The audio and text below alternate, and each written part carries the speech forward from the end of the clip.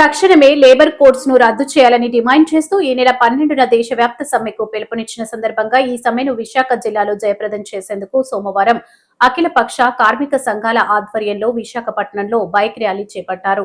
ర్యాలీని సిఐటియు రాష్ట్ర ప్రధాన కార్యదర్శి సిహెచ్ నరసింగారావు ప్రారంభించారు. దేశవ్యాప్తంగా కార్మిక వర్గం సత్తా ఏంటో చూపిస్తాం. కార్మిక కర్షక ఐక్యతతో పెద్ద ఎత్తున ఉద్యమం సాగుతుంది. గత 12 ఏళ్ల నుంచి మోడీ అధికారంలోకి వచ్చిన తర్వాత అదాని అంబానీలకు సేవ చేసి భరిస్తూ కార్మిక వర్గాన్ని అణచాలని ప్రయత్నం చేస్తున్నాడు. కార్మిక వర్గం యొక్క హక్కులన్నీ కూడా సంఘం పెట్టుకునే హక్కు లేకుండా, సమ్మె చేసే హక్కు లేకుండా, వేతన వ్యవస్థ లేకుండా, ఇన్స్పెక్షన్ లేకుండా మొత్తం కార్మికులు గత 150 ఏళ్ల నుంచి సాధించుకున్న హక్కులన్నింటినీ కూడా అణిచేయాలనుకుంటున్నాడు. ఇది సరైన కాదు. కార్మిక వర్గం వినూత్న ఉద్యమాల్లోకి కదులుతుంది. అన్ని పబ్లిక్ సెక్టార్లు కూడా సమ్మె జరుగుతాయి. దేశవ్యాప్తంగా కోల్ ఇండియా మొత్తం స్పందిస్తుంది. అలాగే ఫైనాన్షియల్ సెక్టార్, ఇన్సూరెన్స్, బ్యాంక్ రంగం కూడా స్పందిస్తుంది. రవాణా రంగం స్పందిస్తుంది.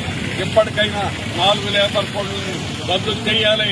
రద్దు చేయకపోతే మా ఉద్యమం మరింత ఉధృతం చేస్తామని కేంద్ర రాష్ట్ర ప్రభుత్వాన్ని హెచ్చరిస్తున్నాం. 12 గంటలు పని విధానాన్ని ఎలా తీసుకొచ్చామని అడుగుతున్నాం. చంద్రబాబు నాయుడు గతంలో 8 గంటల పని విధానం మే 1886లో సాధించుకున్నది.